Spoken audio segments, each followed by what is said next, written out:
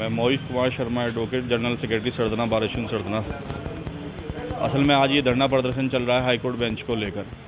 कोल्हापुर, महाराष्ट्र कोल्हापुर में जो है मात्र 1.5 लाख की आबादी पे जो है हाईकोर्ट की चौथी बेंच दी जा चुकी है।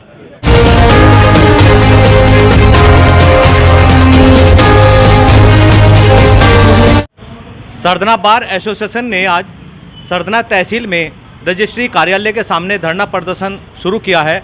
जानते हैं इनसे क्या मामला है, क्यों ये धरना प्रदर्शन कर रहे हैं। जी, आप हैं सरदना बार एसोसिएशन के अध्यक्ष विक्रम त्यागी। सबसे पहले इन्हीं से जानते हैं क्या मामला है। ये हाई कोर्ट बेंच जो हमारे यहाँ पश्चिम में पिछले 45 साल से मांग चल रही है, उसके लिए आज धरना दिया गया है। क्योंकि महाराष्ट्र में अभी परसों हाई कोर्ट की एक बेंच, चौथी बेंच दी गई है। छोटी सी स्टेट है। हमारे यहाँ जो है 700 किलोमीटर दूरी पर इलाहाबाद में हाई कोर्ट बेंच है हमारी। तो हमें यहाँ बेंच की ज़रूरत है पश्चिम में, उसी को लेके धरना दिया गया, क्योंकि हमारे साथ सौतेला व्यवहार किया जा रहा। जी, आपका क्या कहना है, इसको कब से मांग चली आ रही है? लगभग 45 वर्ष से डिमांड चली आ रही है और आज स्पेशल दिन इसलिए चुना गया है कि आज पश्चिम उत्तर प्रदेश में सहारनपुर में माननीय योगी आदित्यनाथ जी, उत्तर प्रदेश के जो मुख्यमंत्री हैं, वो आ रहे हैं। तो आज हमारे पश्चिम उत्तर प्रदेश संघर्ष समिति के जो प्रतिनिधि हैं, उन्होंने पूरे पश्चिम उत्तर प्रदेश में हड़ताल खोल करके और एक प्रतिनिधि मंडल उनसे मिलने के लिए, समय मांगने के लिए वहाँ गए हैं। और संभवतः अगर आज वहाँ उनसे मुलाकात होती है तो हम अपनी बात रखेंगे। ये डिमांड जो 45 वर्षों से चली आ रही है, ये प्रत्येक व्यक्ति और प्रत्येक इस पश्चिम उत्तर प्रदेश की जनता की डिमांड है। हम सस्ता और सुलभ न्याय चाहते हैं और इसीलिए सभी अधिवक्तागण इसकी डिमांड पुरजोर से कर रहे हैं। जी, आप हैं पूर्व अध्यक्ष, लंबे समय तक रहे हैं और पुराने अधिवक्ता हैं, यहाँ के पुराने अधिवक्ता हैं। आप बताइए कब से मांग चली आ रही है, आपने क्या क्या संघर्ष इसके लिए? लगभग 45 वर्ष पहले से ये मांग चली आ रही है और हमारे यहाँ पहले इस संदर्भ में जेल बंद आंदोलन भी चल चुका है। हमारे पुराने साथी कई सुखमाल चंद जैसे लोग जेल भी जा चुके हैं इस संदर्भ में। आज हम लोग इसी बात को लेकर, हाईकोर्ट बेंच की मांग को लेकर ही आज हड़ताल पर हैं। हमारी मांग है कि जो सरकार की नीति है कि सस्ता सुलभ न्याय और घर द्वार पर न्याय मिले, वो नीति आज सरकार कहाँ तक परिपालित करके दिखाती है, उसकी हम प्रतीक्षा कर रहे हैं। आज पश्चिम उत्तर प्रदेश में हमारे उत्तर प्रदेश के मुख्यमंत्री योगी आदित्यनाथ जी का कार्यक्रम लगा हुआ है और संघर्ष समिति ने तय किया है कि हम सब लोग उनसे मिलने के लिए टाइम लेंगे और अपनी बात रखेंगे। जब 45 वर्षों की पुरानी मांग है और 22 ज़िले पश्चिम उत्तर प्रदेश के ऐसे हैं जहां लगभग 45% का काम हाई कोर्ट में हमारे इस क्षेत्र का है, तो और 700 किलोमीटर की दूरी होने के कारण हमारी मांग पूरी तरह से न्यायिक है। हम चाहते हैं कि पश्चिम उत्तर प्रदेश में हाई कोर्ट बेंच दी जाए।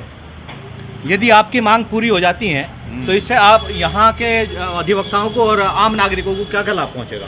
देखिए, मेन चीज़ तो ये आम नागरिकों का ही हक का हनन हो रहा है। अभी महाराष्ट्र कोल्हापुर में जो हाई कोर्ट बेंच का प्रस्ताव पास किया है केंद्र सरकार ने, वहाँ की आबादी केवल 1,64,000 है। 1,64,000 6 ज़िले हैं। 6 ज़िलों पे बेंच का प्रस्ताव हो सकता है, तो ये 21 ज़िलों की जहाँ की आबादी 7 करोड़ के करीब है, उस पर बेंच क्यों नहीं दे? ये तो सरकार की जिद होगी, प्रधानमंत्री जी की, मुख्यमंत्री जी की जिद है कि मेरठ के लोगों को, पश्चिमी उत्तर प्रदेश के लोगों को बेंच नहीं देनी। और ये लंबी मांग है अधिवक्ताओं की। और मैं मूलतः ये समस्या आम जनता की समस्या है, अधिवक्ताओं की तो है ही है, आम जनता की भी समस्या है। सरकार को इस पर गंभीरता से विचार करके और पश्चिमी उत्तर प्रदेश में हाई कोर्ट की बेंच की स्थापना कर देनी चाहिए।